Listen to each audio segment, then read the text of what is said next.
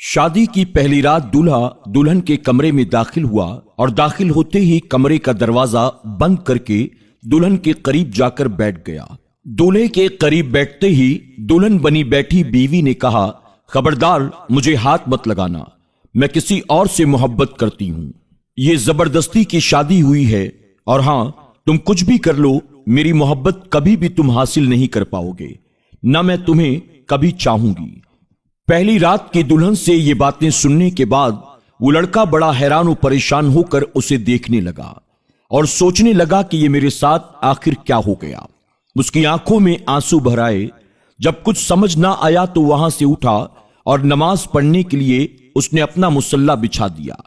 نماز سے فارغ ہونے کے بعد اس نے اللہ کا ذکر کیا اور اللہ کی بارگاہ میں اپنے ہاتھوں کو اٹھا کر عرض کرنے لگا، یا اللہ، یہ میرا کیسا امتحان ہے، مجھے ڈر تھا، بہت ہی زیادہ ڈر تھا، معاشرے کا ڈر، خاندان والوں کا ڈر۔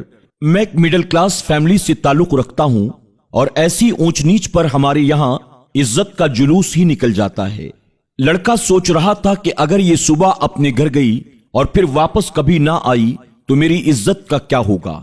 کیا پتا کہ یہ اپنے گھر جانے کے بعد یہ کہہ دے کہ میرا شوہر نامرد ہے، میں اس کے ساتھ نہیں رہنا چاہتی ہوں، اس سے میرا طلاق کروا دو۔ ایک بار تو سوچا کہ زبردستی کرتا ہوں، گناہ تو نہیں ہے، مگر میرا دل نہیں مانا۔ میں نے اس سے بات کرنی چاہی مگر میرے دل کو یہ بھی گوارا نہ ہوا۔ اللہ سے شکوہ شکایت کرتا ہوا میں سو گیا۔ اگر اسے کسی اور سے محبت تھی تو اس نکاح کے لیے منع کیوں نہیں کر دیا، یا مجھے ہی بتا دیتی، میں اس سے رشتہ ختم کر دیتا۔ بات شادی تک پہنچتی ہی نہیں، اب شادی بھی ہو گئی اور میں نے اب تک کی ساری کمائی اپنی شادی میں لگا دی۔ کم سے کم پہلے بتا دیتی تو میری زندگی تو برباد نہ ہوتی۔ خیر، جب صبح ہوئی تو وہ اپنے گھر چلی گئی، کوئی بات چیت نہیں ہوئی، 3 دن تک کوئی ہلچل بھی نہیں ہوئی۔ 3 دن کے بعد اس کی امی کی کال آئی، بیٹا تم آئے نہیں اپنی دلہن کو لینے، تو میں اسے لینے کے لیے چلا گیا۔ میں نے وہاں بھی کوئی بات نہیں کی، ہم واپس گھر آ گئے۔ میری بیوی میرے سامنے تو نہیں بلکہ مجھ سے چھپ کر ہر رات کسی لڑکے سے بات کرتی تھی۔ میں نے اس سے پوچھا تک نہیں، بس ایک بار پوچھا تھا کہ کیا اسے طلاق چاہیے، اس نے کہا نہیں۔ اس کا جو فون پر عشق تھا اس سے مجھے کوئی مطلب نہیں تھا۔ 5 ماہ ایسے ہی گزر گئے۔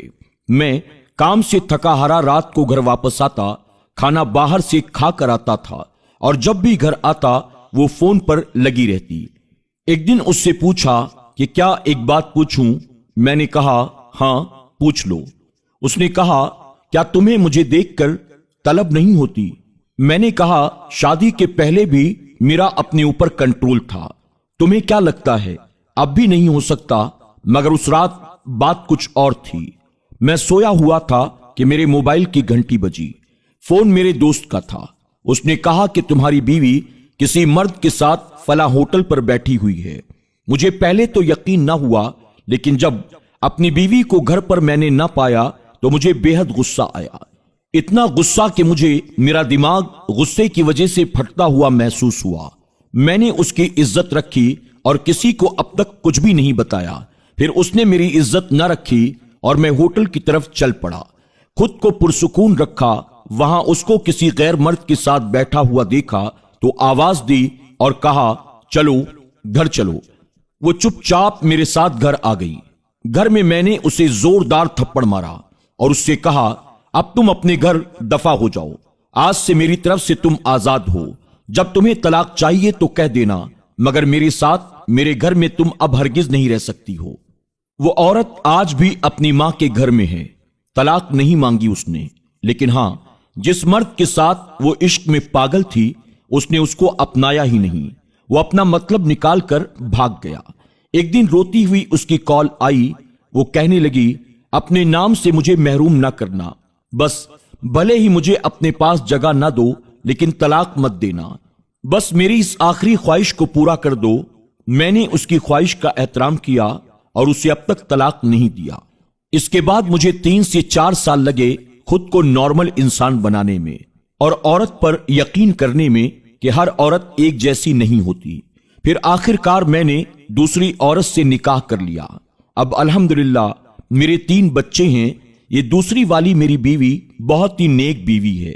पता नहीं ये 2 साल जो मैंने बहुत हौसले के साथ गुजारे हैं, उसकी वजह से अल्लाह ताला ने इनाम की सूरत में मुझे ये बीवी अता की। मैं जरा सा भी परेशान हो जाऊं तो मेरी बीवी की नींद उड़ जाती है। उसको मुझसे इश्क की हद तक प्यार है। मैं जरा सा काम से देर आऊं या कुछ मैसेज ना करूं तो परेशान हो जाती है। एक वो पहले वाली औरत थी और एक ये औरत है। मैं तो वही था और आज भी वही हूं। मेरी पहली वाली बीवी सुना है कि अब पागल हो चुकी है। मेरा नाम लेकर हाथ चूमती रहती है और गलियों में भटकती रहती है। उसे अब अपना होश तक नहीं है। 1-2 दफा जहर भी खा लिया मगर बच गई। लोग अब भी मेरे बारे में यही कहते हैं कि मैं बहुत जालिम हूं। उस पर मैंने इतना जुल्म किया कि वो पागल हो गई। अब मैं क्या कहूं लोगों से। हराम मोहब्बत का मुकद्दर हमेशा जिल्लत ही होता है। मेरी बच्चियों और मेरी बहनों, याद रखो, हराम मोहब्बत का मुकद्दर रुसवाई के सिवा और कुछ भी नहीं है। अगर मेरी बात किसी भी बहन को बुरी लगे तो मैं दिल से अपनी तरफ से माफी चाहता हूं, लेकिन हां, ये जिंदगी की एक बहुत बड़ी सच्चाई है। जवानी में हर किसी के कदम भटकते हैं। शैतान उसे गुनाहों और बुराइयों की तरफ ले जाने के लिए पूरी कोशिश करता है। हराम और नाजायज मोहब्बतों के जाल में उसे फंसाकर उसे उसके घर वालों से दूर करना चाहता है। उसकी दुनिया और आखिरत को तबाह बर्बाद करना चाहता है। उम्मीद करते हैं कि आज की हमारी ये वीडियो आपको जरूर पसंद आई होगी। वीडियो पसंद आने की सूरत में आप इसे लाइक भी करें, कमेंट भी करें और ज्यादा से ज्यादा अपने दोस्त अहबाब के साथ शेयर करें। आज की वीडियो में बस इतना ही। इंशाअल्लाह बहुत जल्द एक और नई कहानी के साथ आपकी खिदमत में हाजिर होंगे। तब तक के लिए इजाजत दें। अल्लाह सबको अपना हिफ्ज़ो अमान अता फरमाए। अल्लाह हाफिज।